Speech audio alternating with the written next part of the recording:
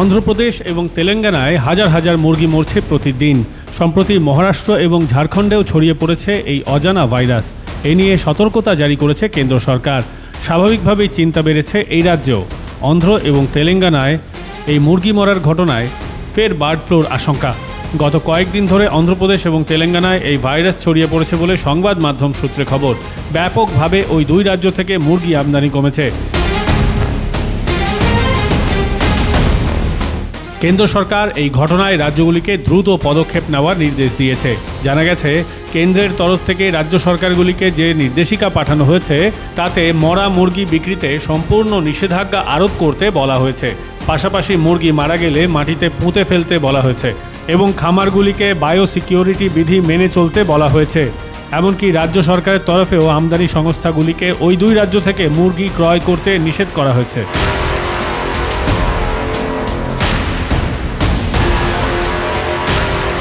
প্রসঙ্গত, ওই ভাইরাসের চরিত্র এখনও স্পষ্ট নয়। নমুনা সংগ্রহ করে ভাইরাস চিহ্নিত করার চেষ্টা চলছে, তবে প্রাথমিকভাবে অনুমান এটি বার্ড ফ্লু নয়। রাজ্যের মুরগি বিক্রেতা এবং খামার মালিকদের অনুমান, প্রতি বছর যেহেতু এই সময় নানান প্রান্তে খামারে এই ধরনের রোগ দেখা যায়, তবে সব ক্ষেত্রে বার্ড ফ্লু হয় না, তাই এবারও বার্ড ফ্লু হওয়ার সম্ভাবনা কম।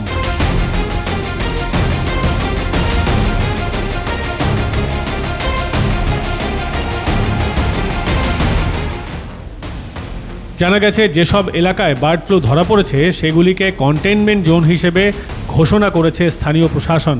আপাতত 5টি এলাকাকে ওই তালিকার অন্তর্ভুক্ত করা হয়েছে।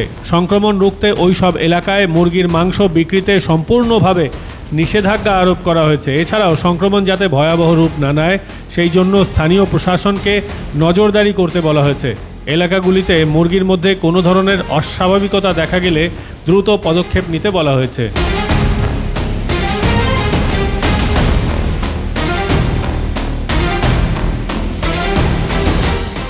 সূত্রের খবর, ভাইরাস সংক্রমণের কারণে এখন পর্যন্ত অন্ধ্রপ্রদেশে 5 লক্ষ মুরগি এবং হাঁসের মৃত্যু হয়েছে। সংক্রমণ যাতে আরও না ছড়ায় সেই জন্য প্রশাসনকে অতিরিক্ত 1.5 লক্ষ মুরগিকে নিধন করতে বলা হয়েছে। বিশেষজ্ঞদের মতে, ওই ভাইরাস দ্রুত ছড়িয়ে পড়তে পারে, তাই প্রতিটি সংক্রমিত এলাকাকে অতিরিক্ত নজরদারির আওতায় রাখা হয়েছে।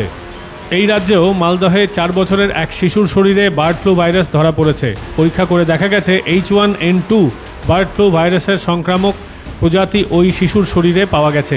ধুম জ্বরের সঙ্গে প্রচণ্ড শ্বাসকষ্ট ও পেট ব্যথা ছিল তার। পরে পরীক্ষা করে তার শরীরে বার্ড ফ্লুর ভাইরাস ধরা পড়ে। তারপরেই বিশেষভাবে সতর্কতা নেওয়া হয় স্বাস্থ্য ভবনের তরফ থেকে। যদিও পশ্চিমবঙ্গে মুরগির মাংস বা ডিম খাওয়ার ক্ষেত্রে এখন অবধি কোনো বাধা নেই বলেই জানিয়েছে স্বাস্থ্য ভবন।